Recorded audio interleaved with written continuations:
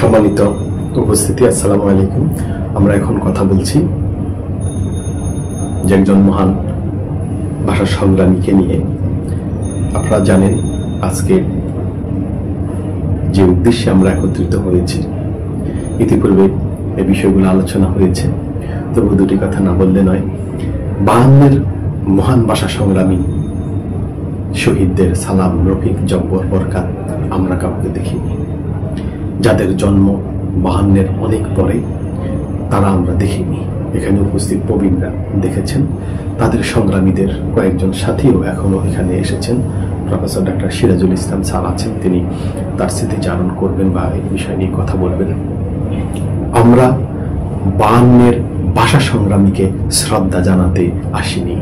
আমরা কেবলই শ্রদ্ধা জানাতে আসিনি, আমরা এসেছি আমাদের এই বাঙালি জাতির ইতিহাস, বাঙালি জাতির ঐতিহ্য, বাঙালি জাতির গৌরব, বাঙালি জাতির প্রাচুর্য, বাঙালি জাতির মর্যাদা, মহান ভাষা সংগ্রাম, 52-এর ভাষা সংগ্রাম, আমাদের মায়ের ভাষা, আমাদের বাঙালির ভাষা, এই বাংলাকে নিজের করার জন্য, আপন করার জন্য,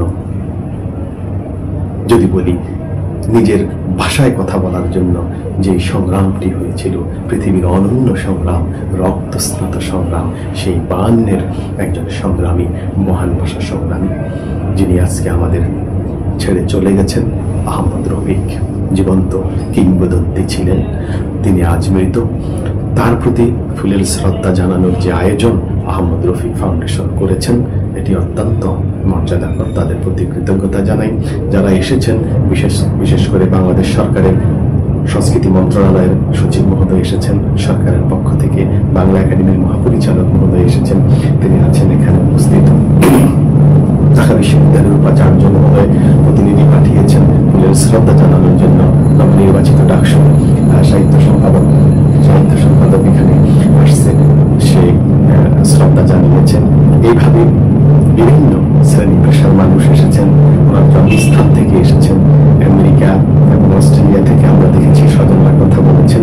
স্বজনদের মধ্যে আপনারা জানেন তিনি একজন চিকিৎসক ছিলেন, ঢাকা মেডিকেল কলেজে 1958 ব্যাচের শিক্ষার্থী ছিলেন, স্ত্রীও চিকিৎসক ছিলেন।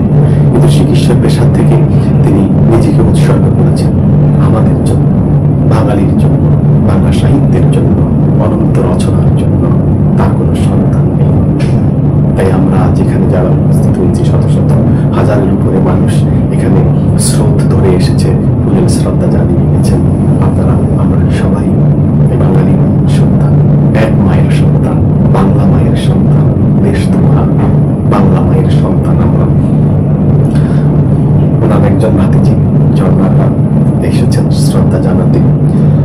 এই আয়োজন গরিব মানুষের প্রতি শ্রদ্ধা, অনন্ত বাঙালির প্রতি শ্রদ্ধা, বাংলা ভাষার প্রতি শ্রদ্ধা, বাঙালির ইতিহাস ঐতিহ্যের প্রতি আমরা আজ শ্রদ্ধা জানাতে এসেছি। সরকার সেই সুযোগ করে দিয়েছেন এবং নিরাপত্তা দিয়েছেন। আমি সরকারকে এই জন্য কৃতজ্ঞতা জানাবো যে মহতী মানুষের প্রতি শ্রদ্ধা জানানোর ক্ষেত্রে সরকার সহযোগী ভূমিকা পালন করেছে। এবং যে খুশি হয়েছি, ওনার চিকিৎসার যে খরচ হয়েছে সেটাও সরকার বহন করেছে বা সরকার সেটা পরিশোধ করবে। বাংলা একাডেমির মহাপরিচালক মহোদয় ঘোষণা দিয়েছেন যে বাংলা একাডেমি থেকে আহমদ রফিক রচনাবলী প্রকাশের উদ্যোগ তারা নেবেন। এটি একটি মহতী কাজ। এখানে আরো অনেক রাজনৈতিক ব্যক্তিবর্গ এসেছেন, বিভিন্ন রাজনৈতিক দলের কেন্দ্রীয় নেতৃবৃন্দ এসেছেন। বাংলাদেশ জাতীয়তাবাদী দল বিএনপির কেন্দ্রীয় নেতা সালাউদ্দিন সাহেব আসার পথে আমরা খবর পেয়েছি, তিনি আসতেছেন শ্রদ্ধা জানানোর জন্য। জুনায়েদ সাকিবাই আছেন এখানে, তিনি কথা বলে চলছেন গণমাধ্যমে, এবং রুবিন হোসেন প্রিন্স ভাই শ্রদ্ধা জানিয়েছেন। শ্রেণী পেশার বিভিন্ন মানুষ, আজকে দুজন মানুষ এসেছে বই নিয়ে এসেছেন, বই উপহার দেওয়ার জন্য এসেছেন। কতটা আনন্দের! এই বেদনার মধ্যেও আনন্দ আমরা পাই, আনন্দ পাই। এখানে মানুষ চলে যাবে, রেখে যাবে তার স্মৃতি, তার লেখা, তার বই। সেই বই বুকে নিয়ে এসেছেন। অনেক মানুষকে দেখেছি, অনেক ছোট বাচ্চারা ফুল নিয়ে এসেছেন, অঞ্জলি ভরে ফুল তুলে দিয়েছেন। এটুকুই লেখকের প্রাপ্য, এটুকুই সাহিত্যিকের প্রাপ্য, আর তো কিছু ওনারা প্রত্যাশা করেন না। আমরা ওনার মৃতদেহ নিয়ে আমরা শোক র্যালি করব।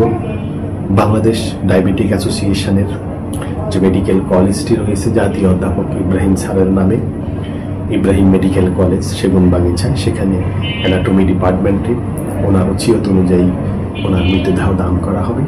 আমরা সেখানকার চিকিৎসকগণের সাথে কথা বলেছি, আমরা সেখানে তুলে দেব।